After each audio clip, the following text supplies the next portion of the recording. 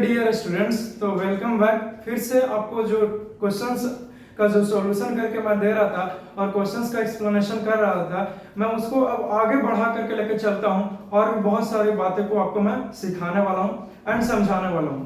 Got it? तो let us talk about this questions. I hope कि जितना भी मैंने सॉल्यूशन किया होगा very short answer type questions को ही मैं डील कर रहा हूं और उसी को एक्सप्लेन करके सॉल्यूशन दे रहा हूं। ऐसा नहीं कि सिर्फ सॉल्यूशन दे रहा हूं।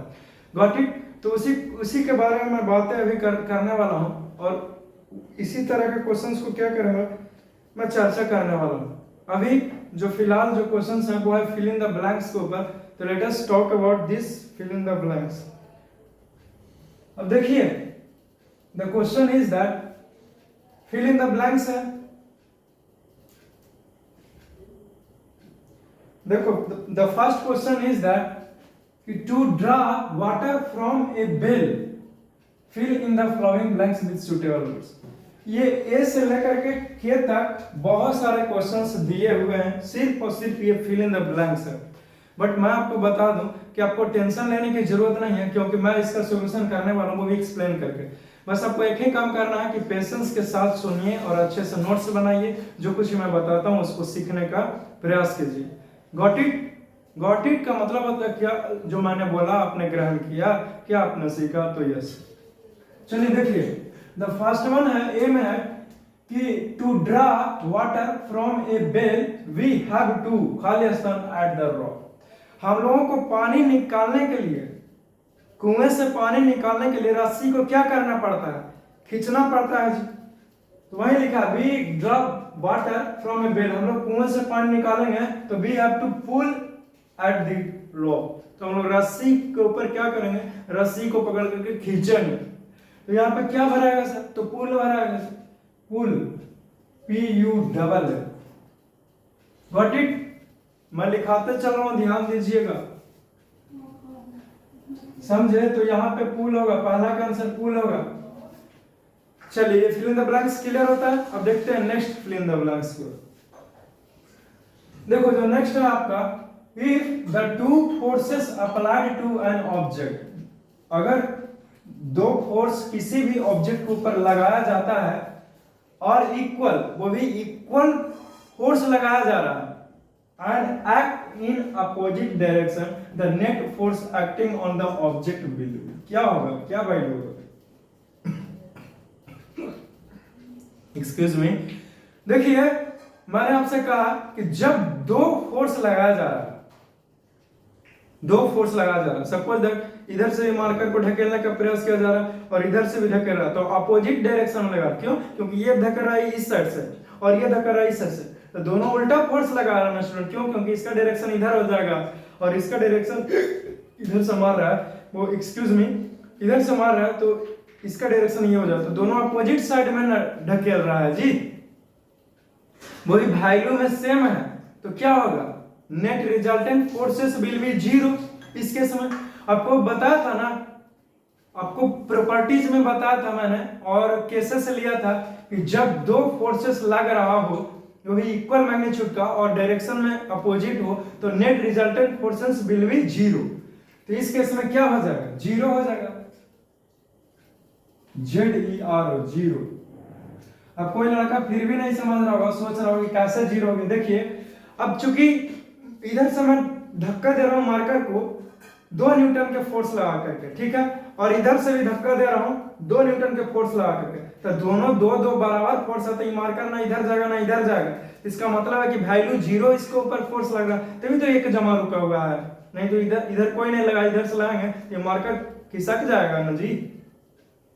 लेकिन दोनों साइड से बराबर वैल्यू है, इसलिए फाइनल जो हमारा हो जाएगा, the forces acting, the net forces acting on the object will be zero हो जाएगा। तो बी का आंसर जीरो होंगे।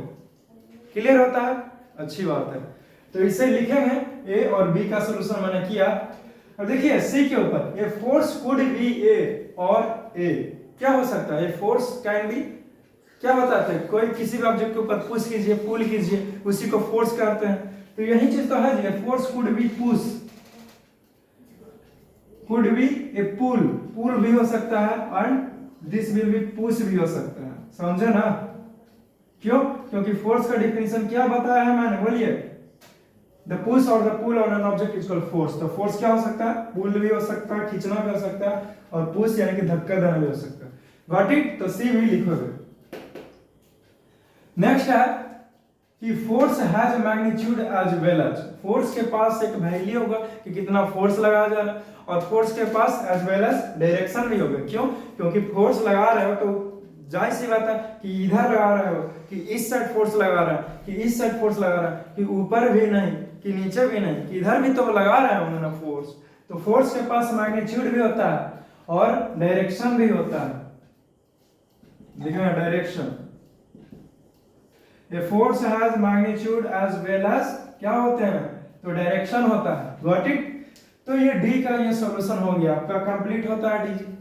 नेक्स्ट है ई में कि a force arises due to between two objects. ए फोर्स कब लग सकता है दो ऑब्जेक्ट के बीच में? जब ऑब्जेक्ट बताए थे आपको केसेस में मैंने, तो the force can be arises due to the interaction of two object. जब दो ऑब्जेक्ट आपस में क्या करेंगे? इंटरैक्ट करेंगे। कुछ है? जब दो ऑब्जेक्ट आपस में इंटरैक्ट करेंगे तो फोर्स लगेगा। The force arises due to interaction. Interaction होगा यहां पर। जब कोई भी दो ऑब्जेक्ट आपस में इंटरैक्ट करता है तो वो फोर्स लगता है। क्यों? क्योंकि जब इंटरैक्शन ही नहीं करेगा तो फोर्स लगने की कोई गुंजाइश ही नहीं है। ये मैंने आपको बताया है, लिखा है कि फोर्स जो है वो इंटरैक्शन के चलते हो गया है, और नोट्स में भी मैंने लिखा है, एक्सप्लेनेशन भी दिया है, तो आपको क्लियर हो रहा होगा। इंटरैक्शन कहने का मतलब हुआ कि आपस में कांटेक्ट में होना, तो कांटेक्ट के चलते ये फोर्स लग रहा है, तो वही है। अब एफ में देखते हैं, a charged body and uncharged body towards it. कोई एक चार्ज्ड बॉडी है तो अनचार्ज्ड बॉडी को क्या करेगा? अपनी ओर आकर्षित कर लेगा, खींच लेगा। क्यों? क्योंकि क्या बताया था पहले से कंघी रखा हुआ है जी। अब जब बाल में मारे तो कंघी में चार्ज आ गया, आवेश आ गया। अब उसी चार्ज को जब पेपर के पास लेते हैं तो कंघी पेपर को खींच लेता है, कंघी पेपर को खींच लेता है। क्यों? क्योंकि कंघी जो है वो कॉम जो है वो चार्ज हो गया, बट जो हमारा पेपर है वो चार्ज नहीं हुआ। तो वही लिखा गया कि चार्ज्ड बॉडी अट्रैक्ट्स। ये चार्ज बॉडी जो है वो क्या कर लेगा? तो अट्रैक्ट्स कर सकता है किसको? तो एन अनचार्ज्ड बॉडी को। तो ये भी फिल इन द ब्लैंक्स है, एन अनचार्ज्ड बॉडी टुवर्ड्स, अपनी ओर अट्रैक्ट कर लेगा, आकर्षित कर लेगा। कौन? तो charged body. Got it? I hope you are enjoying this fill in the blanks. Anyhow, अब G में है स्टूडेंट कि the north pole of a magnet, fill in the blanks, the north pole of another magnet. देखिए जो north pole है एक magnet का और दूसरा नॉर्थ पोल भी है मैग्नेट का, तो दोनों आपस में रिपल्सन न करेगा स्टूडेंट। बात को समझिए। North pole of a magnet repel to the north pole of another magnet. एक मैग्नेट का नॉर्थ पोल लीजिए, ठीक है, ये नॉर्थ पोल लिया है एक मैग्नेट का, और ये दूसरा मैग्नेट का भी नॉर्थ पोल लिए हैं। दोनों को पास पास लाएंगे तो ढकेल देगा, पास लाएंगे दूर हो जाएगा, तो रिपल्सन होगा। क्या करेगा? The north pole of a magnet repel होगा। रिपेल, क्या रिपेल? तो repel the north pole of another object. North pole of दूसरा ऑब्जेक्ट को क्या कर देगा? रिपेल कर देगा, यानी कि दूर भगा देगा, ढकेल देगा। Got it? जी हाँ, ये सब बेसिक सी चीजें है, ये सब आपको पता होना चाहिए कि नॉर्थ पोल आपको क्या करता है? रिपल्सन करता है, और साउथ भी रिपल्सन करता है, बताए हैं ना तब। यानी हाँ पता है, ये सब मैग्नेट्स में पढ़ना है। अभी आप फोर्स एंड प्रेशर के बारे में जानकारी दे रहे हैं। यानी ये सब बेसिक सा चीज है। Force acting on a unit area is called pressure. Is called pressure. Pressure हो जाए। कोई लड़का सोच रहा होगा कि force acting on a unit area is called pressure, कैसे? अरे देखिए, मैंने क्या बताया था आपसे प्रेशर का डेफिनेशन, कि फोर्स लगा रहे हैं तो वो फोर्स ही है, लेकिन जब आप यूनिट एरिया की बातें करते हैं, यानी कि यूनिट एरिया के ऊपर फोर्स लग रहा है, तो वो फोर्स ना रह करके वो प्रेशर में कन्वर्ट हो जाता है, यानी कि उसका नया नाम देते हैं, वो है प्रेशर। तो वे force acts unit area of an object, then it is called pressure. यही डिफिनेशन होता है, इसीलिए प्रेशर होता है कॉल्ड प्रेशर। देखो नेक्स्ट क्वेश्चन है, the pressure exerted by a liquid with depth, जो प्रेशर एक्सर्ट किया जा रहा है लिक्विड के द्वारा, तो गहराई के साथ क्या हो जाएगा, exerted by a liquid increases with depth, जैसे जैसे गहराई को बढ़ाएंगे तो इसका जो प्रेशर होगा लिक्विड के द्वारा एक्सर्ट किया जा रहा है वो क्या हो जाएगा, तो वो बढ़ जाएगा। तो the pressure exerted by a liquid increases, यहां पे होंगे increases, what it increases with depth. बताया था ना कि जैसे जैसे लिक्विड का गहराई बढ़ाता जाएगा वैसे वैसे प्रेशर भी इंक्रीज करता जाएगा, इनहांसमेंट होता जाएगा। सो डोंट वरी, यही आंसर है, गॉट इट।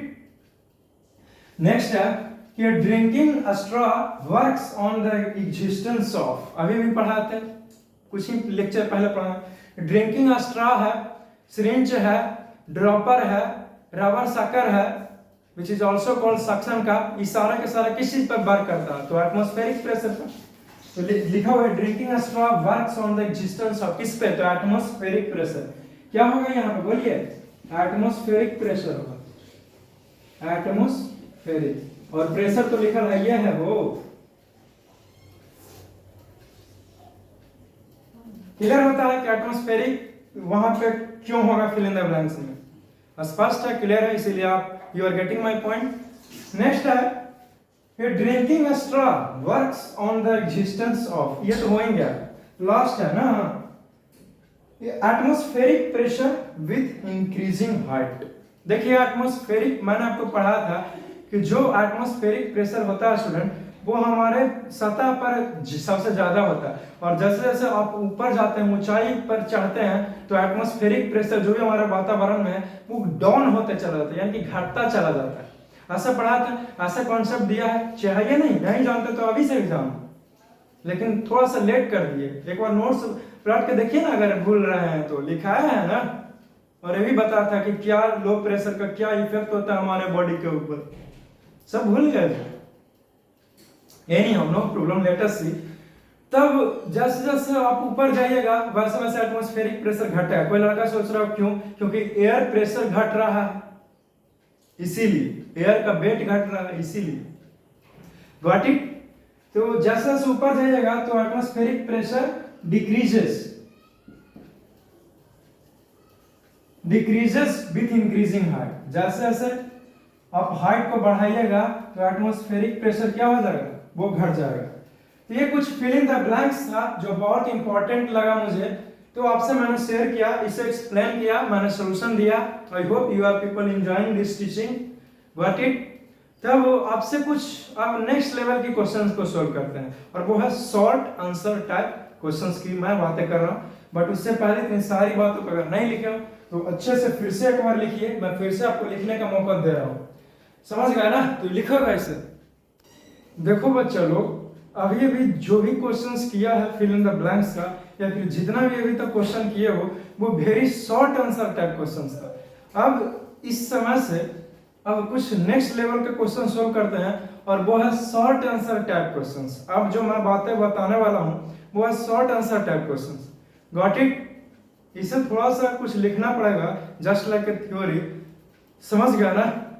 इसे सोल्व करना थोड़ा सा कुछ मुश्किल हो सकता है, क्यों, क्योंकि उसको मैं कुछ लिखना है, थ्योरी वाली जो भी आपने पढ़ाई किया है, अब समय आ गया कि उसका यूटिलाइजेशन हो, उसका इस्तेमाल हो, इसीलिए तब जाकर के इसका आंसर होगा।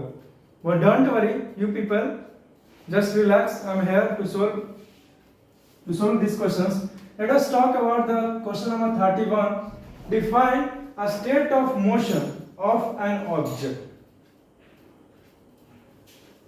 Name the agent which can change the state of motion of an object. Question, एक ही क्वेश्चन में दो तरह की बातें कर दिया इसे। पहला पूछा स्टूडेंट कि आप हमको बताइए कि स्टेट ऑफ मोशन को डिफाइन कीजिए, यानी कि मोशन को डिफाइन कीजिए। और दूसरा बात क्या है कि ऐसा आखिरकार क्या चीज है जो हमारा जो मोशन है उस मोशन को, उस गति को क्या कर सके, चेंज कर सकता है मोशन को। तो लिखेंगे आंसर। सबसे पहले तो मोशन को डिफाइन कीजिए।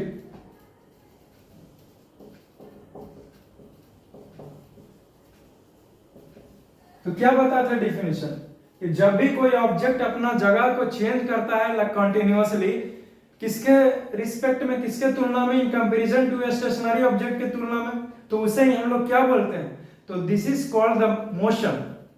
तो लिखेंगे कि व्हेन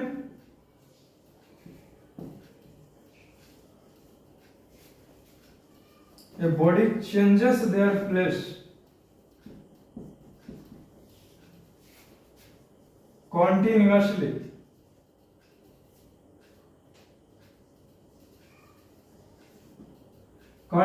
लगातार वो चेंज करता है, जैसे कि as time changes,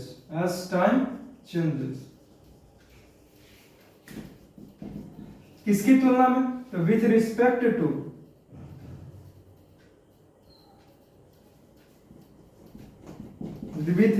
to a stationary object.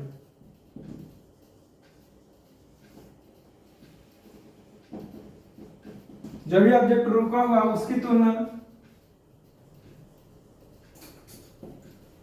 तब क्या कहेंगे, देन द बॉडी इज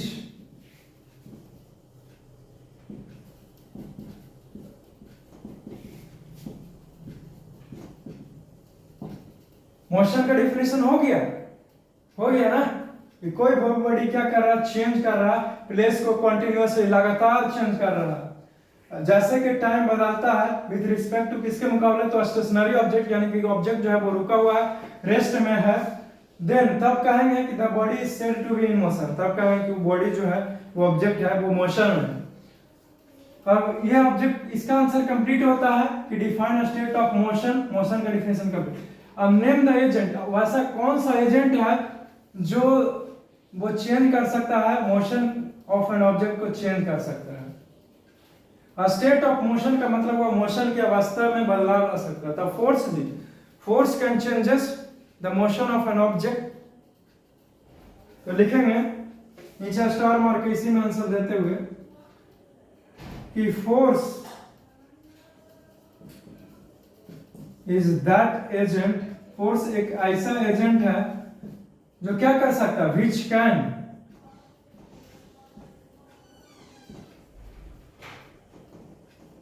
जो चेंज कर सकता, which can change the state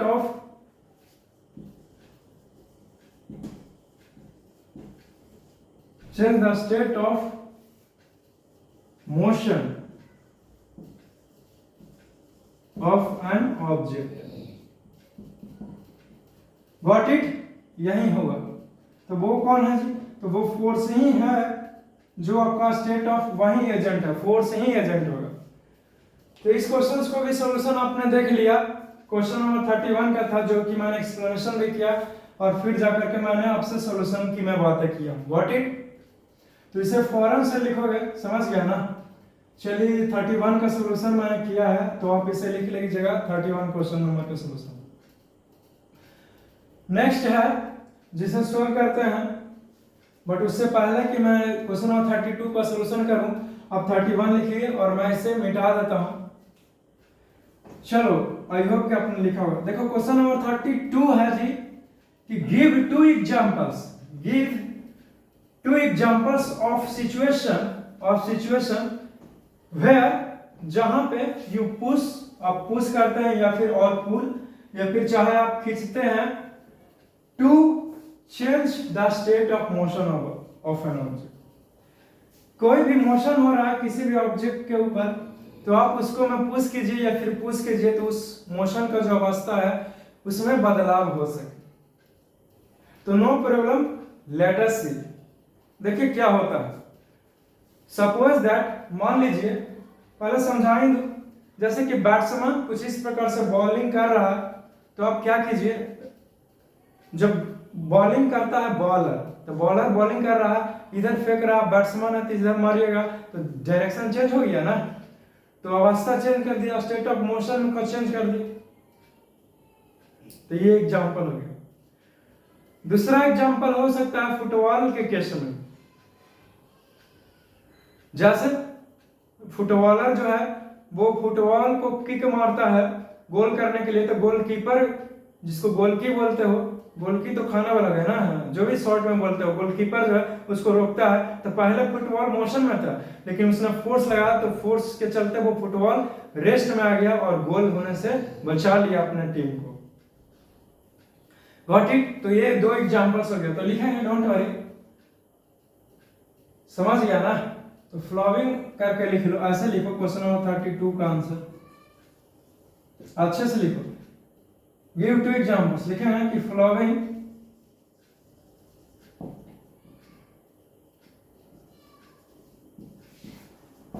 are the two examples of situation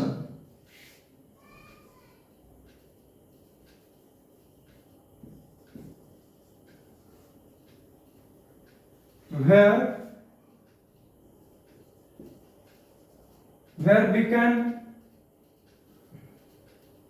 we can push or pull to change, किस लिए?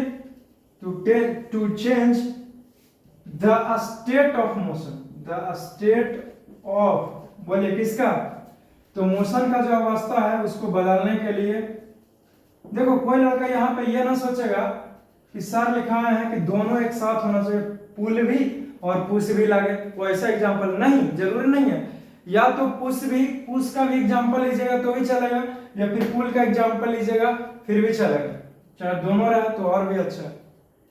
और करके लिखा गया है ना, तब और का मतलब होता है या तो पुश का या फिर पुल का, कोई दिक्कत नहीं है। एक इसका भी ले सकते हो, एक इसका भी ले सकते हो, या फिर दोनों इसका ही ले सकते हो। Got it? चलिए अच्छी बात है। तो लिखा गया पहला मुझे कि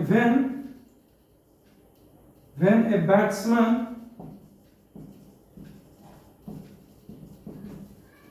hits a ball, then the direction of motion of the ball is changes।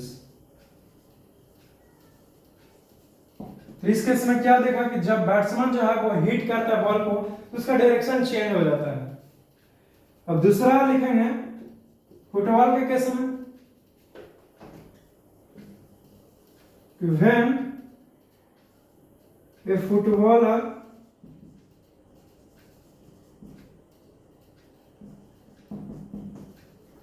hits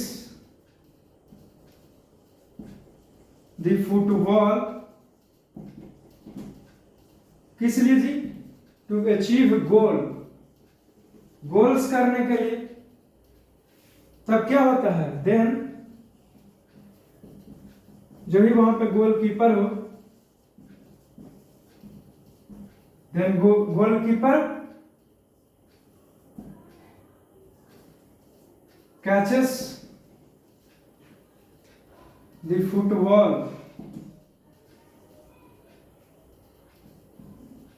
to save goal को सेव करने के लिए, बचाने के लिए उसको पकड़ता है।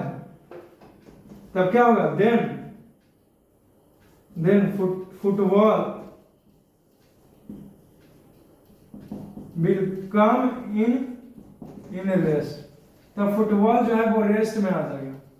तो आपने देखा कि किस प्रकार से हमने पुश और पुल का इस्तेमाल किया है, जिसके चलते क्या हो गया? बॉल जो है वो रुक गया और उसका पहला केस में डायरेक्शन चेंज हो गया मोशन का। तो इसे आप क्वेश्चन नंबर 32 का आंसर है लिखा है, इसका आंसर जो है वो कुछ यही होगा इस प्रकार से। तो आप इसे फौरन से लिखोगे, समझ गए? नहीं तो मैं इसे इरेज करने वाला हूं। चलो लिखो। चलिए अच्छी बात है, आपने इतनी सारी बातों को जानकारी मैंने दिया और आपने इसे लिखा होगा। अब मैं इसे इरेज करता हूं, मैं इसे मिटा देता हूं जरा सा, क्लियर होता है?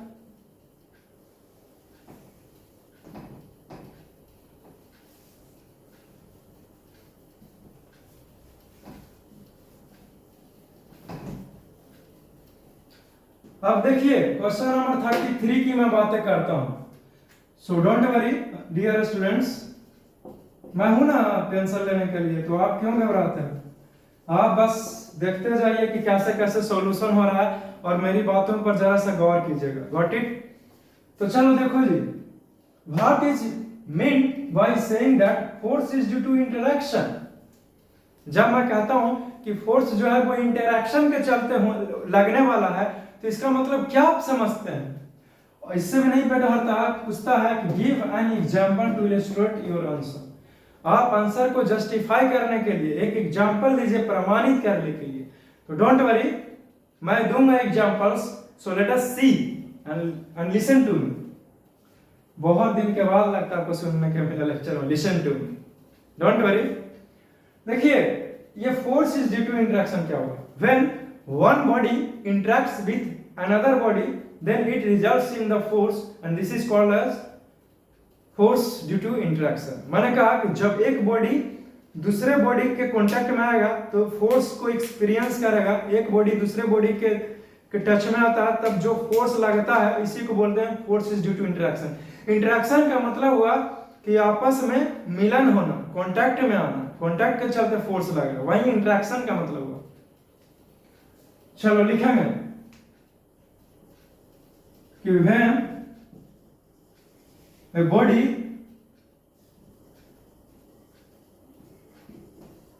comes closer to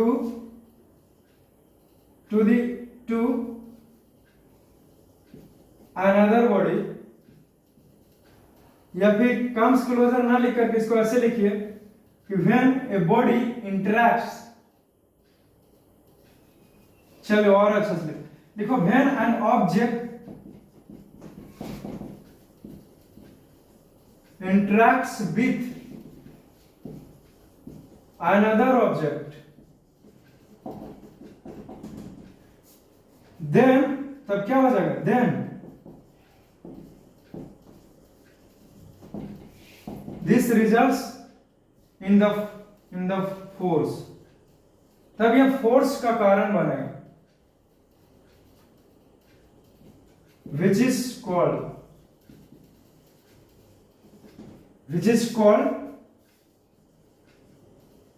force is due to an interaction of an object। समझ गए? जब एक बॉडी दूसरे बॉडी के साथ इंटरेक्ट करता है, यानी कि पास में आता है, एक दूसरे के ऊपर स्ट्राइक्स करता है, तब वो एक्सपीरियंस करता है फोर्स को। इसी फोर्स को कहते हैं कि force is due to an interaction of an object. मैंने आपको थ्योरी में भी पढ़ा था, तो जितना भी सोल्यूशन हो रहा है थ्योरी से ही रिलेटेड बातें हो, कुछ तो हट के हो ही नहीं रहा। चलिए, अच्छी बात है। और आप मेरा हर एक लेक्चर देखे हो तब तो आपसे मुझे सोल्यूशन करने से पहले ही आप हर एक का सोल्यूशन जानते ही होंगे। एनी हाउ, अब देखो कुछ एग्जांपल्स पूछ रहा है, तो डोंट वरी, एग्जांपल्स में लेते हैं। लिखा पैराग्राफ चेंज करके, सपोज मान लेते हैं, suppose a man pushing a car, then तब क्या होगा? then the car experiences force, वो फोर्स को महसूस करेगा, and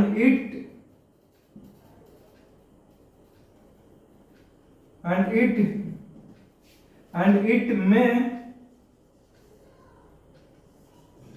displaces from its original position।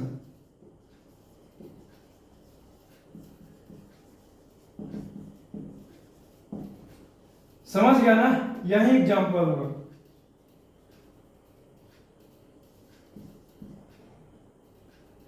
लिखेंगे कि thus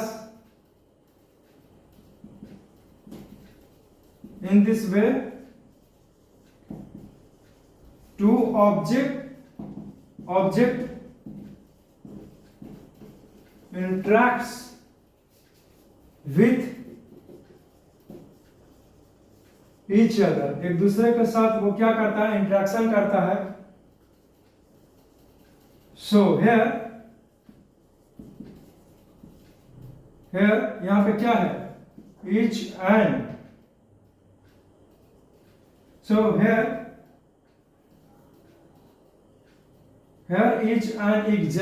is an example of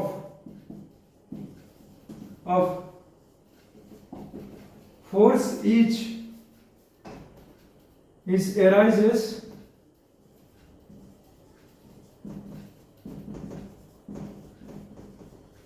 due to interaction of an object। ये जो बातें मैंने कही, ये एग्जांपल दिया, तो ये कैसा एग्जांपल है जी, तो फोर्स तो लग रहा है जब दो ऑब्जेक्ट आपस में क्या कर रहे हैं, इंटरेक्ट कर रहे हैं एक दूसरे के साथ में। समझे ना वैभव, क्या आपने समझा? क्यों?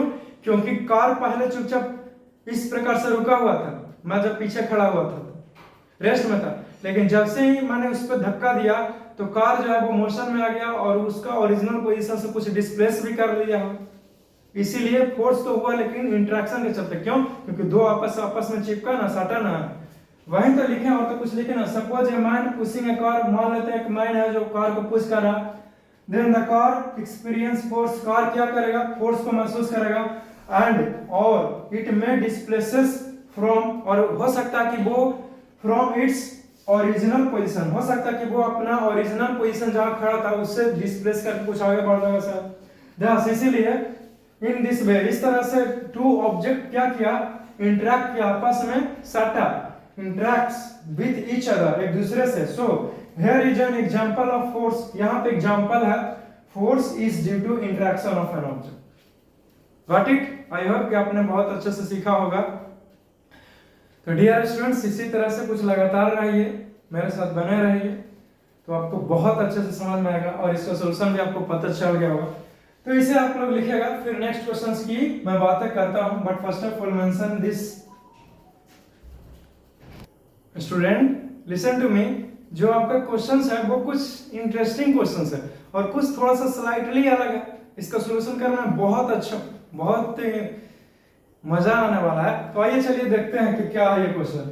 इन ए टग ऑफ वार, एक टग है यानी कि युद्ध है या फिर लड़ाई है, when two teams are pulling the rope, जिसमें दो टीम है वो, मतलब ध्यान से नहीं सुनोगे, मतलब इस टग के ऊपर आकर के दिमाग अटक गया कि टग का हिंदी बताइए कीजिए।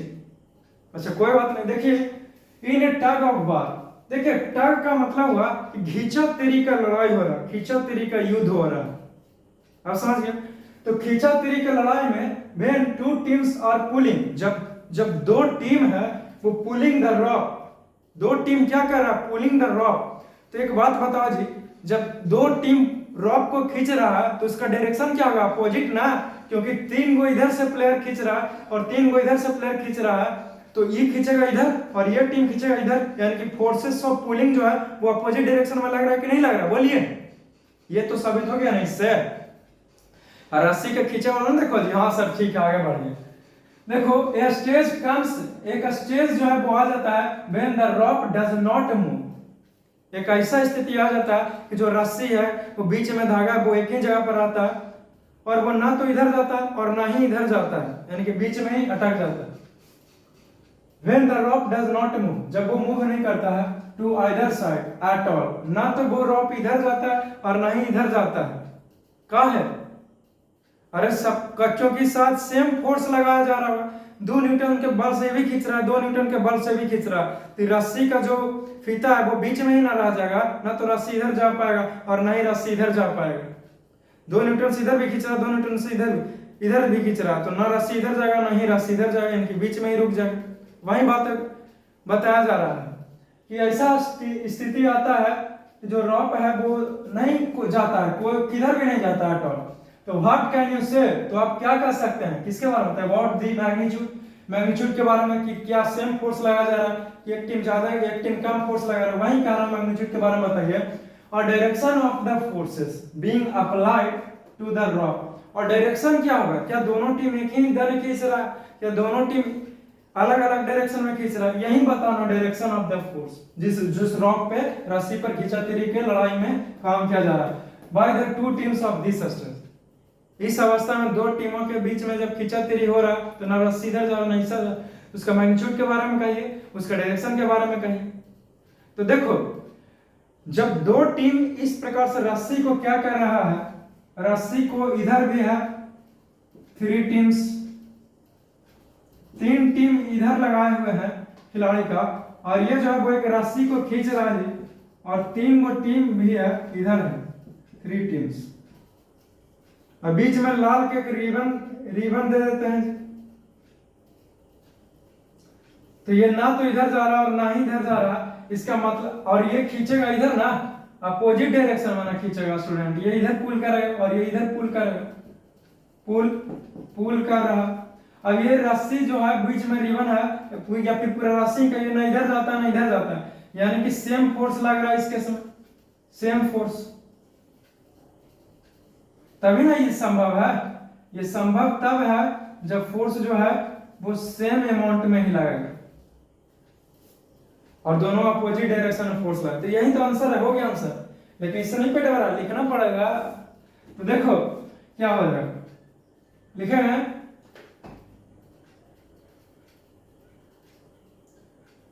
पूरा लिख सकते हो चाहो तो, कि इन ए टग ऑफ बार, देखिए कैसे सॉल्यूशन लिख सकते हैं, क्वेश्चन में से ही सॉल्यूशन को किस प्रकार से बढ़ा सकते हैं वो मैं सिखा रहा हूं। तो लिखेगा in a tug of war when 2 teams are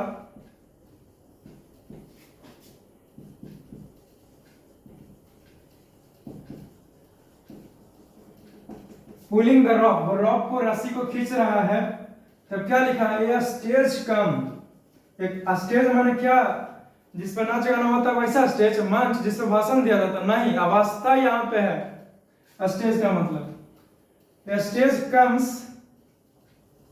यहाँ पे स्टेज का मतलब अवस्था, समझे, लिखना चाहते हो लिख सकते हैं हिंदी में, अवस्था कम्स व्हेन,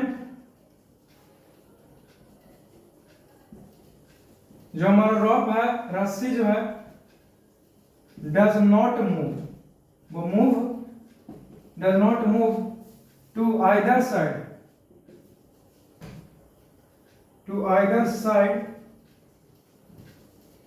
एट ऑल, नहीं जाता है, नहीं जाता है। तो क्या ये आंसर हो गया सर? अरे नहीं, ये आंसर लिखा है कहाँ, अभी तो 50% से भी कम लिखा है, 40% नहीं हुआ है।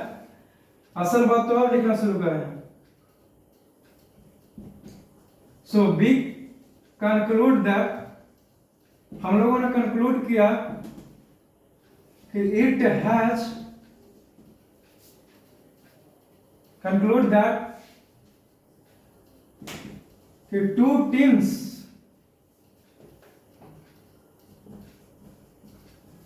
teams are applying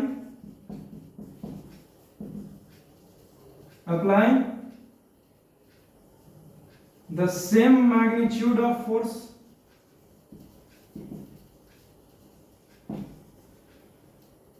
कि दोनों टीम का जो प्लेयर है वो फोर्स का मैग्नीट्यूड को सेम फोर्स से ही क्या कर रहा है, उस पर अप्लाइड कर रहा है, और वो भी कैसे, and in the opposite direction,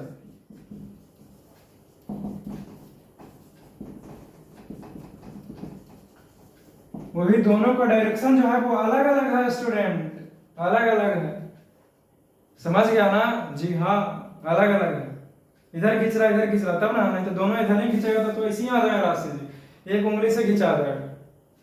I hope कि इसका सॉल्यूशन मैंने जो किया है वो आप सीखे हैं इससे। तब जब आपने इससे सीख ही लिया तो इतनी सारी बातों को नोट करेगा, यानी कि आप अच्छे से लिखेंगे। Got it? कहाँ गया टाइम, देख लेगा एक बार, ठीक है ना? तो जो कुछ भी मैं आपको सॉल्यूशन करता हूँ तो आप क्या कीजिए, आप सॉल्यूशन को समझने का प्रयास कीजिए। कहाँ चला गया जी?